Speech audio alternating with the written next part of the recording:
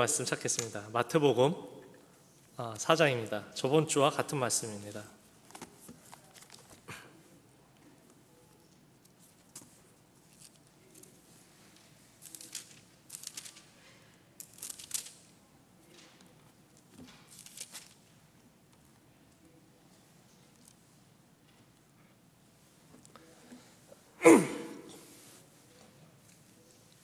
마태복음 4장 17절 다 찾으셨으면 한 목소리로 한 절만 함께 읽겠습니다.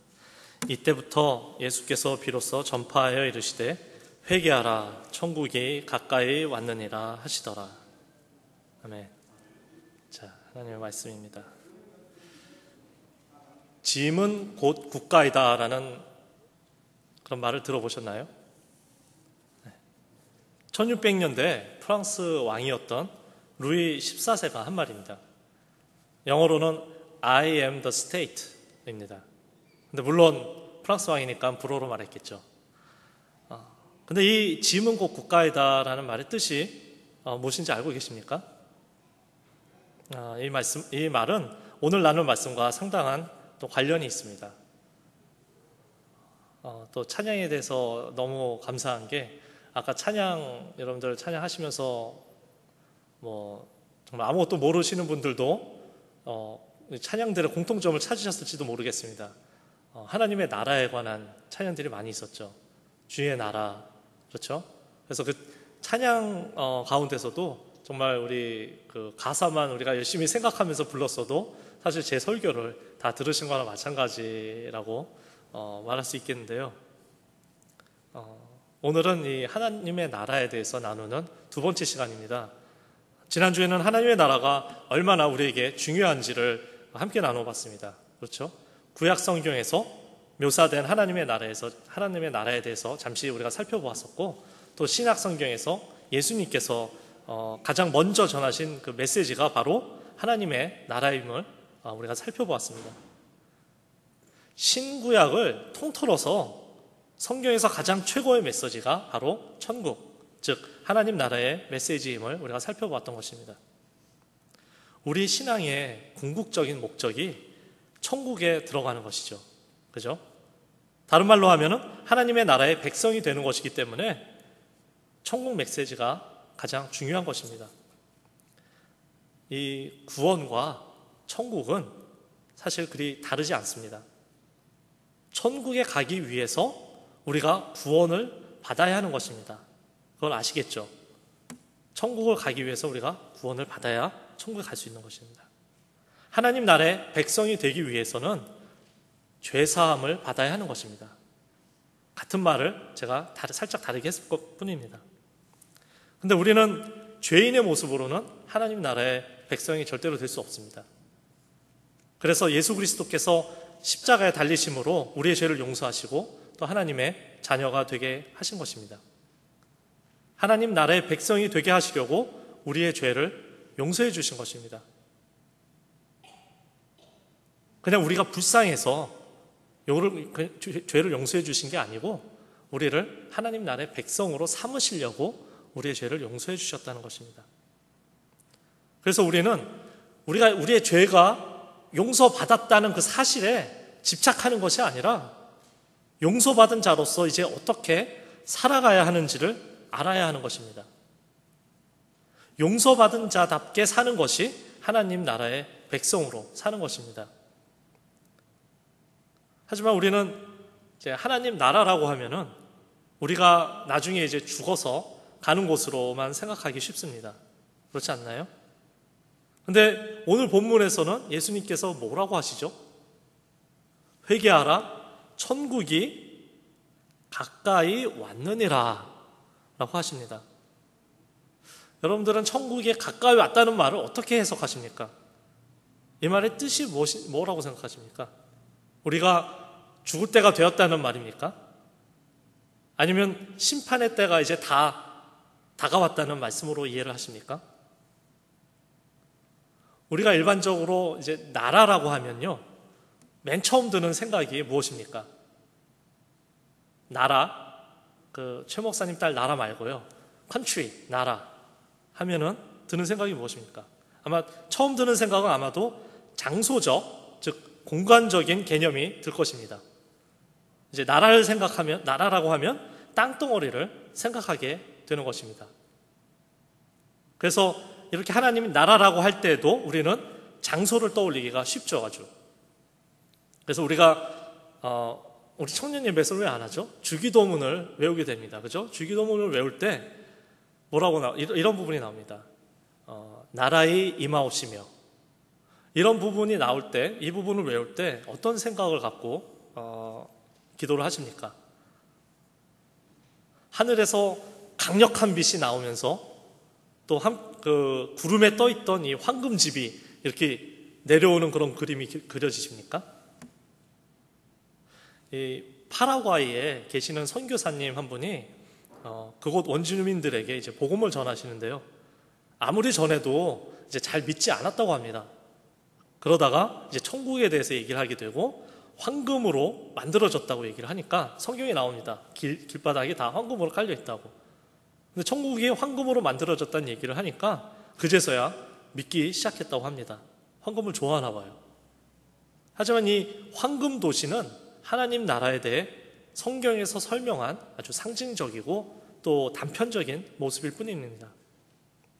그래서 루이 14세가 짐은 곧 국가이다.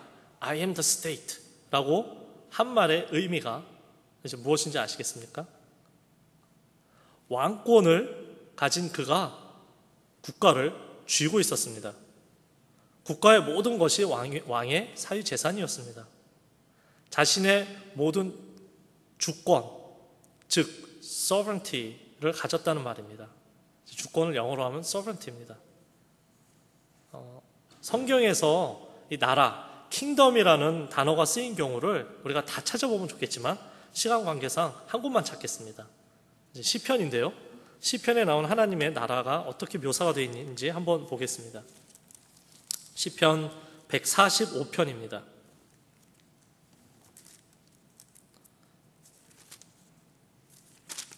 시편 145편 13절 한번 볼까요?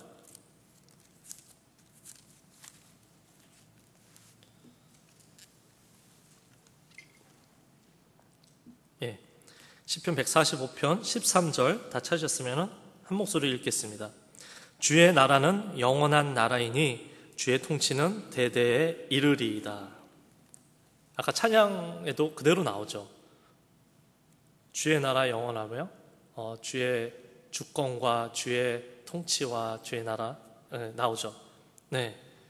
여기에는 그의 나라가 이제 영원하다고 나옵니다. 시편의 특징 중에 하나는 이제 같은 말을 이제 다른 표현으로 반복을 하는 데 있습니다. 시편이 시잖아요. 이제 시에는 이제 똑같은 말을 반복을 하면은 재미가 없으니까 이제 같은 말을 이제 단어만 바꿔서 똑같이 또 이렇게 얘기를 합니다. 그래서 이 주의 나라와 주의 통치는 같은 의미의 말입니다. 그래서 나라, 즉 킹덤이라는 이 단어가 땅덩어리를 얘기하는 것이 아니라 하나님의 다스리심으로 사용된 것입니다. 이제 그러기 때문에 오늘 본문의 말씀에서 천국이 가까이 왔다라는 말씀은 하나님의 나라가 장소적으로 피지컬리 가까이 왔다는 말이 아님을 우리가 쉽게 알 수 있죠. 장소적인 의미로 해석하면은 영적인 의미가 이제 없어져 버립니다. 하지만 이 영적인 의미로 이제 다스림이라는 그 의미로 해석을 한다면 얘기가 조금 복잡해지긴 하지만은 많은 문제들이 이제 해결이 됩니다.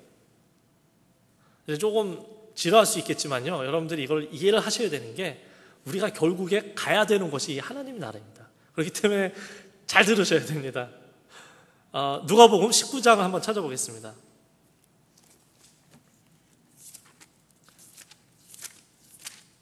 예수님께서 하나님의 나라를 제자들에게 설명해 주시는 부분이 나옵니다. 누가복음 19장 11절입니다. 누가복음 19장 11절도 다 찾으셨으면 함께 읽겠습니다. 그들이 이 말씀을 듣고 있을 때 비유를 더하여 말씀하시니 이는 자기가 예루살렘에 가까이 오셨고 그들은 하나님의 나라가 당장에 나타날 줄로 생각함이더라. 이 상황이 어떤 상황이냐면요. 이제 제자들이 예수님을 3년 동안 따라다녔는데요. 이제 드디어 예수님께서 예루살렘으로 입성을 하셔서 이제 뭔가를 하실 것 같은 이제 그런 기대를 가지고 있던 그런 상황입니다. 이 제자들은 하나님의 나라가 어떤 건지 잘 몰랐습니다. 하지만 그들은 하나님의 나라가 당장에 나타날 줄로 생각함이더라 라고 나오죠. 그래서 예수님이 말씀하시는 이 하나님의 나라랑 또 이 제자들이 그 기대하고 있던 하나님의 나라랑은 좀 다르기 때문에 그게 아니다. 하나님의 나라는 이런 것이다 라고 예수님께서 이제 12절부터 27절까지 설명을 해 주십니다. 그래서 제자들이 사실 예수님한테 기대했던 것은 이런 것입니다. 이제 예수님께서 예루살렘으로 들어가시면 이제 로마군들, 자신들을 지배하고 정복하고 있던 이 로마군들을 내쫓으시고 유대 나라를 회복해 주실 거라고 이제 제자들은 생각을 하고 있었습니다. 왜냐하면 예수님은 그럴 능력이 충분히 있으실 분으로 자기들이 목격을 했기 때문에 그렇겠죠. 이제 그들에게 하나님의 나라란 이제 유대인들이 누구의 속박도 받지 않고 하나님만 섬기면서 이제 사는 것이기 때문에 그렇게 생각을 했던 것입니다. 그런데 예수님께서는 진정한 하나님의 나라가 무엇인지를 알려주시기 위해서 이제 비유로 설명을 하시기 시작하셨습니다. 그냥 얘기하면은 잘 못 알아들으니까 이제 비유로 얘기를 하십니다. 자, 아까 말씀드렸던 것처럼 12절부터 27절까지는 너무 길어서 지금 이 시간에 다 읽지는 못하지만 한번 읽어보면요, 우리가 잘 아는 달란트 비유가 나옵니다. 잘 아시죠? 10달란트 준 사람, 그 다음에 5달란트 준 사람, 뭐 1달란트 준 사람 이렇게 다 나오는데요. 근데 그 다른 성경에서는 달란트로 나오는데요, 여기서는 달란트 대신 문화로 나옵니다. 문화라는 그 통화 단위로 나오는데, 하지만 이게 같은 비유입니다. 그리고 또 누가복음에서는 예수님의 이 비유를 약간 트위스트해서 나옵니다. 12절에 보면요, 어떤 귀인이 왕위를 받으러 멀리 떠난다고 나옵니다.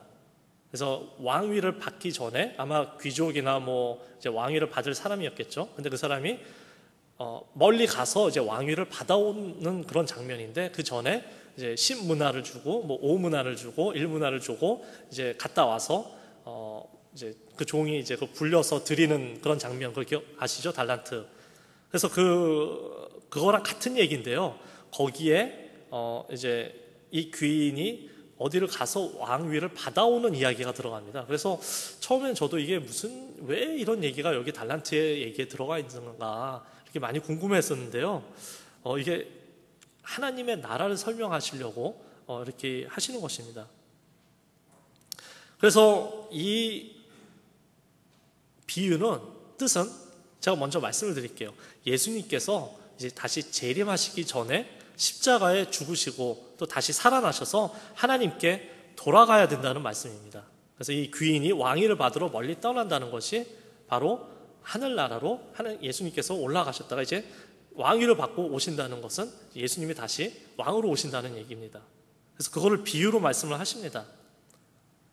그런데 여기서 우리말에는 왕위라고 나옵니다. 왕위를 받으러 간다고 합니다. 근데 이제 헬라어 원어를 보면은 왕위가 아니라 킹덤으로 나옵니다. 바실레아라고 하는데요, 킹덤, 즉 나라를 받으러 간다고 이제 나옵니다. 근데 나라를 어떻게 받습니까? 이 말은 땅덩어리를 받으러 간다는 말이 아닙니다. 다스리는 권세, 즉 통치권을 받으러 간다는 말입니다. 한 나라의 영향력이 미치는 곳은 어디까지입니까? 그 나라의 영토 안에 있는 모든 사람들뿐만이 아니라 또 건물들에까지도 이제 미칩니다. 그렇죠? 그런데 대사관은 어떻습니까? 한국에 있는 미국 대사관은 한국이라는 나라의 통치권 안에 있습니까? 아니죠. 미국 땅에 있지는 않지만 미국 통치권 아래 있습니다. 한국 땅에 있지만 미국 법을 따라야 하는 곳이 바로 이 주한미국 대사관입니다. 그 안에 있는 사람들은 모두 미국 법을 따라야 합니다. 주기도문에 나온 이 나라의 임하옵시며의 뜻이 바로 이것입니다. 하나님의 나라를 이곳으로 보내주시옵소서가 아니라 내가 하나님의 명령을 받들어 모시겠습니다라는 고백입니다. 장소적인 개념으로서 하나님의 나라가 임하는 것을 기대하는 것이 아니라 내가 하나님의 주권에 굴복하고 그 명령에 따를 때 비로소 하나님의 나라가 임하는 것입니다. 마가복음 10장을 찾아보겠습니다.